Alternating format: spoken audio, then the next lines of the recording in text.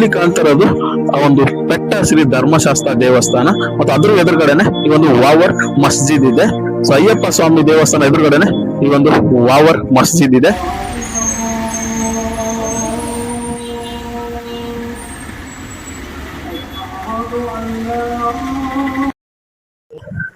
ನಾನು ಇವಾಗ ಶಬರಿಮಲೆಗೆ ಹೋಗುವ ದಾರಿಯಲ್ಲಿರೋ ಎರುಮಲೆಯಲ್ಲಿದ್ದಾನೆ.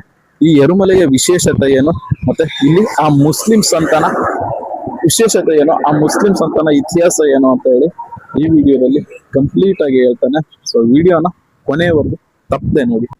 ಎರುಮಲೆ ಅನ್ನೋದು ಶಬರಿಮಲೆ ಯಾತ್ರೆಯಲ್ಲಿ ಹೋಗ್ಬೇಕಾದ್ರೆ ಸಿಗುವ ಒಂದು ಸಣ್ಣ ಹಳ್ಳಿ ಅಲ್ಲ ಮತ್ತು ಒಂದು ಊರಲ್ಲ, ಚಿಕ್ಕ ಊರಲ್ಲ. ಇದು ಬಂದ್ಬಿಟ್ಟು ಅಯ್ಯಪ್ಪನ ಇತಿಹಾಸವನ್ನು ಸಾರಿ ಹೇಳುವ ಒಂದು ಸ್ಥಳ. ಇವಾಗ ನಾನು ಎರುಮಲೆಯ ಬಹುಮುಖ್ಯವಾದ ಪ್ಲೇಸ್ ಅಲ್ಲಿ ಇದ್ದೀನಿ. ಈ ಪ್ಲೇಸ್ ನಿಮ್ಗೆ ಇವಾಗ ನೋಡ್ತಾ ಇರ್ಬೋದು ಖಾಲಿ ಕಾಣ್ತಾ ಇದೆ. ಆದ್ರೆ ಮಕರ ಸಂಕ್ರಾಂತಿಯ ದಿವಸದಲ್ಲಿ ಅಂದ್ರೆ ಈ ಒಂದು ನವೆಂಬರ್ ಜನವರಿ ಮಂತ್ ಅಲ್ಲಿ ಬಂದ್ರೆ ಈ ಪ್ಲೇಸ್ ಅಲ್ಲಿ ನಿಮ್ಗೆ ಕಾಡಿಡ್ಲಿಕ್ಕೆ ಸಹ ಜನ ಇರೋದಿಲ್ಲ. ಯಾಕಂದ್ರೆ ಅಯ್ಯಪ್ಪನ ಭಕ್ತರು ಅಷ್ಟು ಜನ ಇಲ್ಲಿ ಸೇರಿರ್ತಾರೆ. ಅಂದ್ರೆ ನಮ್ಮ ಪುರಾಣದ ಪ್ರಕಾರ ಅಯ್ಯಪ್ಪ ಸ್ವಾಮಿ ಬೇಟೆಯಾಡಿದ ಮಲೆ ಇದು. ಸೊ ಅಯ್ಯಪ್ಪ ಸ್ವಾಮಿ ಬೇಟೆಯಾಡಿ ಈ ಒಂದು ಈ ಒಂದು ಕೊಳದಲ್ಲಿ ಸ್ನಾನ ಮಾಡಿದ್ರು ಅನ್ನೋ ಒಂದು ಸ್ಟೋರಿ ಇದೆ. ಸೊ ಅದರ ಅಂಗವಾಗಿ ಇಲ್ಲಿಗೆ ಪ್ರತಿ ಭಕ್ತರು ಏನ್ ಮಾಡ್ತಾರೆ, ಆ ಒಂದು ಆಚರಣೆಯ ಅಂಗವಾಗಿ ಅಂದರೆ ಅಯ್ಯಪ್ಪ ಸ್ವಾಮಿ ಒಂದು ಬೇಟೆ ಆಡಿರ್ತಾರಲ್ಲ, ಇವರು ಸಾಧನೆ ಪ್ರತಿಬಿಂಬಿಸುವ ಒಂದು ಆ ಒಂದು ಆಚರಣೆ ಇದೆ. ಅಲ್ಲಿಂದ ಸೊಂಟಕ್ಕೆ ಒಂದು ಎಲೆಯನ್ನ ಕಟ್ಟಿಕೊಂಡು ಭಕ್ತರು ಆ ಒಂದು ಬೇಟೆಯಾಡುವ ಒಂದು ಕಾಡು ಮನುಷ್ಯರ ರೀತಿಯಲ್ಲಿ ಬೇಟೆಯಾಡ್ಕೊಂಡು ಬರ್ತಾರೆ.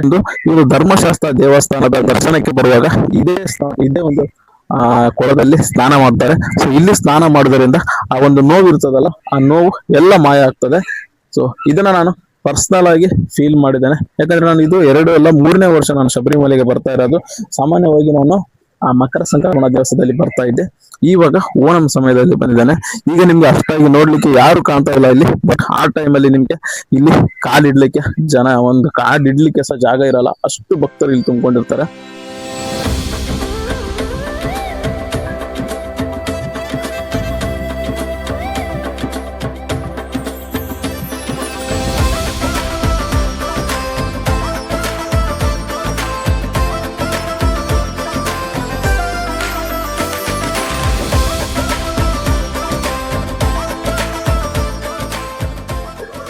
ಈ ದೇವಸ್ಥಾನದಿಂದ ಸ್ವಲ್ಪ ಮುಂದೆ ಹೋದ್ರೆ ನಮ್ಗೆ ಇನ್ನೊಂದು ಧರ್ಮದ ಪ್ರಮುಖ ಸ್ಥಳ ಇದೆ, ಅದೇ ವಾವರ್ ಮಸ್ಜಿದ್. ಸೊ ವಾವರ್ ಅಂದ್ರೆ ಯಾರು, ವಾವರ್ ಈ ಒಂದು ಪ್ರದೇಶದಲ್ಲಿ ಹೆಂಗ್ ಬಂದ?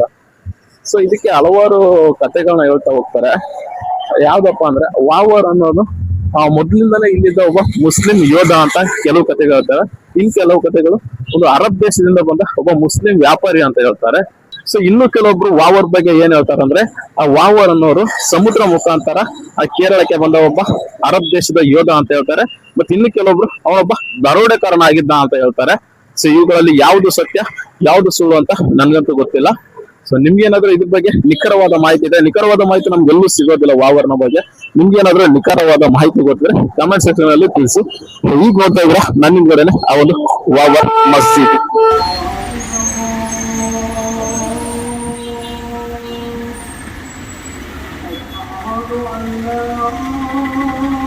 ಅಲ್ಲಿ ಕಾಣ್ತಿರೋದು ಆ ಒಂದು ಪೆಟ್ಟ ಶ್ರೀ ಧರ್ಮಶಾಸ್ತ್ರ ದೇವಸ್ಥಾನ ಮತ್ತು ಅದ್ರ ಎದುರುಗಡೆನೆ ಈ ಒಂದು ವಾವರ್ ಮಸ್ಜಿದ್ ಇದೆ. ಸೊ ಅಯ್ಯಪ್ಪ ಸ್ವಾಮಿ ದೇವಸ್ಥಾನ ಎದುರುಗಡೆನೆ ಈ ಒಂದು ವಾವರ್ ಮಸ್ಜಿದ್ ಇದೆ.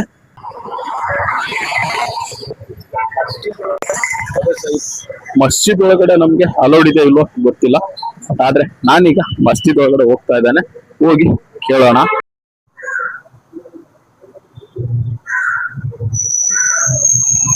ಈ ಮಕರ ಸಂಕ್ರಾಂತಿ ಸಮಯದಲ್ಲಿ ಅಯ್ಯಪ್ಪ ಭಕ್ತರು ದೊಡ್ಡ ಪಾದ ಮಾಡ್ತಾರಲ್ಲ, ದೊಡ್ಡ ಪಾದ ಮಾಡ್ಬೇಕಾದ್ರೆ ಈ ಒಂದು ಮಸ್ಜಿದ್ ಎದುರುಗಡೆ, ಈ ಒಂದು ಮಸ್ಜಿದ್ ಎದುರುಗಡೆಯಿಂದಾನೆ ಈ ಒಂದು ಪಾದಯಾತ್ರೆ ಸ್ಟಾರ್ಟ್ ಆಗ್ತದೆ. ಇಲ್ಲಿಂದ ಸುಮಾರು ಒಂದು 40-50 ಕಿಲೋಮೀಟರ್ ಪಾದಯಾತ್ರೆ ಇರ್ತದೆ. ಇದು ಒಂದು 5-6 ಬೆಟ್ಟಗಳನ್ನ ದಾಟಿ ಒಂದು ಅಯ್ಯಪ್ಪನ ದರ್ಶನಕ್ಕೆ ಹೋಗ್ತಾರೆ ಭಕ್ತಾದಿಗಳು ನಡ್ಕೊಂಡು. ಸೊ ಈ ಎರುಮಲೆಯಿಂದಾನೆ ದೊಡ್ಡ ಪಾದ ಸ್ಟಾರ್ಟ್ ಆಗ್ತದೆ. ಒಂದು ಸರಿ ವಾವರ್ ಮತ್ತು ಅಯ್ಯಪ್ಪ ಮುಖಾಮುಖಿ ಆಗ್ತಾರೆ. ಆ ಮುಖಾಮುಖಿ ಆದಾಗ ವಾವರ್ ಮತ್ತೆ ಅಯ್ಯಪ್ಪನ ನಡುವೆ ಒಂದು ಯುದ್ಧ ಆಗ್ತದೆ. ಹಲವಾರು ದಿನ ಯುದ್ಧ ಆಗ್ತದೆ ವಾವರ್ ಮತ್ತು ಅಯ್ಯಪ್ಪನ ನಡುವೆ. ಕೊನೆಗೆ ವಾವರ್ ಸ್ವಾಮಿ ಅಯ್ಯಪ್ಪನ ಎದುರಿಗೆ ಸೋಲ್ತಾರೆ. ಸೊ ಅಯ್ಯಪ್ಪನ ಎದುರಿಗೆ ಸೋತು ಅಯ್ಯಪ್ಪನ ಶೌರ್ಯವನ್ನ ಅವರು ತಿಳ್ಕೊಳ್ತಾರೆ. ಸೊ ಅಲ್ಲಿಂದ ವಾವರ್ ಮತ್ತೆ ಅಯ್ಯಪ್ಪನ ನಡುವೆ ಸ್ನೇಹ ಬೆಳೆಯುತ್ತೆ. ಸೊ ಇದು ಆ ಒಂದು ಜನಪ್ರಿಯ ಕತೆ ಇಲ್ಲಿ ಹೇಳೋದು. ವಾವೂರು ನಿಜವಾಗಿಯೂ ಯಾರು ಅಂತ ಹೇಳಿ ಎಲ್ಲೂ ಸ್ಪಷ್ಟವಾದ ಉತ್ತರ ಸಿಗೋದಿಲ್ಲ. ಮತ್ತೆ ವಾವೂರು ಅರಬ್ಬಿಂದ ಬಂದ ಒಬ್ಬ ಯೋಧನ, ಇಲ್ಲ ಕೇರಳಕ್ಕೆ ಸಮುದ್ರ ಮುಖಾಂತರದಿಂದ ಬಂದ ಒಬ್ಬ ದರೋಡೆಕೋರನ, ಸುಮಾರು ಕಥೆಗಳಿವೆ. ವಾವೂರ್ ಬಗ್ಗೆ ಸುಮಾರು ಕಥೆಗಳನ್ನ ಜನಗಳು ಕಟ್ಟಿ ಹೇಳ್ತಾರೆ. ಇದ್ರ ಬಗ್ಗೆ ಯಾವುದೇ ರೀತಿಯಾದ ಸಾಕ್ಷಿಗಳು ಇದುವರೆಗೂ ದೊರೆತಿಲ್ಲ. ಒಂದೇ ಒಂದು ಪುರಾವೆ ಏನಂದ್ರೆ ಆ ವಾವೂರು ಯೋಧ ಆಗಿದ್ದ ಅನ್ನೋದಕ್ಕೆ ಆ ಮಸೀದಿಯಲ್ಲಿ ಒಂದು ಕತ್ತಿ ಇದೆ, ಖಡ್ಗ ಇದೆ. ಅದು ಒಂದು ಪುರಾವೆ ಬಿಟ್ರೆ ಮತ್ತೆ ಬೇರೆ ಯಾವುದೇ ರೀತಿಯಾದಂತ ಪುರಾವೆಗಳು ನಮ್ಗೆ ಇಲ್ಲಿ ಸಿಗೋದಿಲ್ಲ. ಸೊ ಅದು ಏನೇ ಆಗಿರ್ಲಿ ಆ ಕತೆ. ಸೊ ನನ್ಗೆ ಎಷ್ಟು ಗೊತ್ತಿದೆಯೋ, ಸೊ ನನ್ಗೆ ಎಷ್ಟು ಇನ್ಫಾರ್ಮೇಶನ್ ಸಿಕ್ಕಿದೆಯೋ ಅಷ್ಟು ಕತೆನ ನಾನು ಈ ಒಂದು ನಿಮ್ಗೆ ಅಷ್ಟೊಂದು ಇನ್ಫಾರ್ಮೇಶನ್ ನಿಮ್ಗೆ ಕೊಟ್ಟಿದ್ದೇನೆ. ಸೊ ನಾನು ಹೇಳಿರೋ ಯಾವ್ದೋ ಒಂದು ಸ್ಟೋರಿಗಳಲ್ಲಿ ತಪ್ಪಿದ್ರೆ ಸ್ವಲ್ಪ ಕಮೆಂಟ್ ಸೆಕ್ಷನ್ ಅಲ್ಲಿ ತಿಳಿಸಿ. ಓಕೆ, ಸೊ ಈಗ ಇಲ್ಲಿಂದ ನಾವು ಶಬರಿಮಲೆಗೆ ಹೊರಡಬೇಕು. ಇಲ್ಲಿಂದ ಶಬರಿಮಲೆ ಸುಮಾರು 40ರಿಂದ 45 ಕಿಲೋಮೀಟರ್ ಇದೆ. ಸೊ ನಮ್ಮ ಒಂದು ಬೈಕಿಗೆ ರೆಸ್ಟ್ ಬೇಕಾಗಿತ್ತು. ಹಂಗೆ ಈ ಒಂದು ಆಕ್ಚುಲಿ ನಾವು ಎರುಮಲೆಗೆ ಬರುವವರಿದ್ದಿಲ್ಲ, ಡೈರೆಕ್ಟ್ ಆಗಿ ಶಬರಿಮಲೆಗೆ ಹೋಗುವವರು. ಆದ್ರೆ ಈ ಒಂದು ಕುತೂಹಲಕಾರಿ ವಿಷಯವನ್ನ ನಿಮ್ಗೆ ತಿಳಿಸ್ಬೇಕು ಅನ್ನೋ ಉದ್ದೇಶದಿಂದ ಒಂದು ಎರುಮಲೆಗೆ ಬಂದು ಈ ಒಂದು ವಿಷಯನ ನಿಮ್ಮೊಟ್ಟಿಗೆ ಶೇರ್ ಮಾಡ್ಕೊಂಡಿದ್ದೇನೆ. ಸೊ ವಿಡಿಯೋ ಇಷ್ಟ ಆದ್ರೆ ಲೈಕ್ ಮಾಡಿ, ಶೇರ್ ಮಾಡಿ, ಕಮೆಂಟ್ ಮಾಡಿ. ಸೊ ಮತ್ತೆ ಶಬರಿಮಲೆಗೆ ಹೋಗಿ ಸಿಗೋಣ. ಶಬರಿಮಲೆಯ ಕಂಪ್ಲೀಟ್ ಡೀಟೇಲ್ಸ್ನ ನೆಕ್ಸ್ಟ್ ಒಂದು ವಿಡಿಯೋದಲ್ಲಿ ಹಾಕ್ತೇನೆ. ಸ್ವಾಮಿ ಶರಣಮಯ್ಯಪ್ಪ.